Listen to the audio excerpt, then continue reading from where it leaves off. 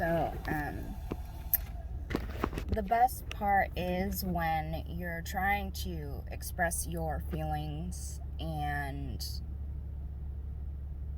basically just try to get your family to validate you in any way during all of this.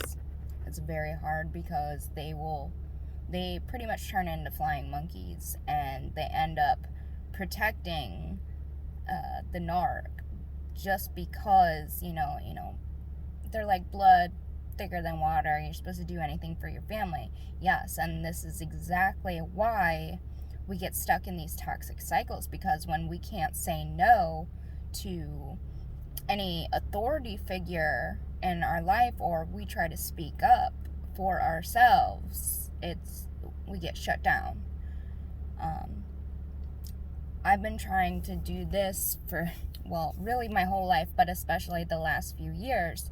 And it's like recently, my grandmother passed, and she was the only one that pretty much protected me from my mother and basically was the middleman between me and my mother's relationship. So she knew all of the things, mostly some of it. So she was the only one that protected me and validated our very toxic relationship. When she passed, the whole family fell apart, and she was the only glue. And so now, since then, my grandfather is getting older, and so he started texting me every night, I love you. Just like basically saying like, hey, I'm still alive. Because he didn't want to go without saying I love you in case something happens, which I understand. But it's just like when I come to him with these things, he basically just completely blows me off, ignores me, and then just still sends the very mediocre text. And so like a week or two ago, I brought up some things, very important things with examples of why I am upset at her. And, he doesn't, because she's triangulated him for the last few years and has him wrapped, basically. He knows the things. He just doesn't want to get into it, He doesn't want to be in the middle of it anymore. And it's like, it's just really frustrating. So it's like the past week and a half, I was just so annoyed that like, how are you gonna send me these messages when it feels like it has no meaning behind it?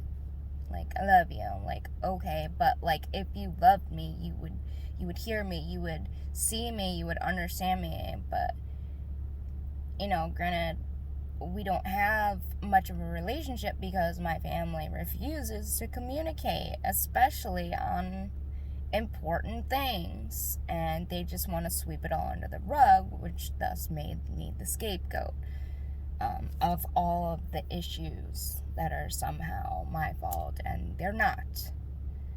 But they made me believe that for a very long time.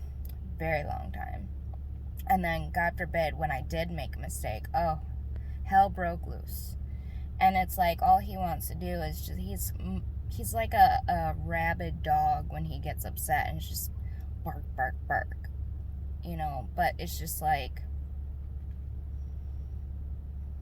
you can't teach an old dog new tricks. He is a boomer, and he's not going to listen. He's not, formally educated and whatnot. What he says just goes just out of principle. And so it's very frustrating. So finally I just broke down after a while, because I don't want something to happen and me not say I love you back. So I had to push it under the rug myself and just be like, whatever.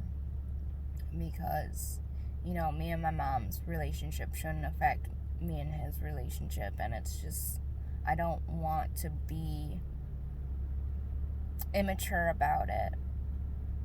But yet it's just very disheartening, and it sucks.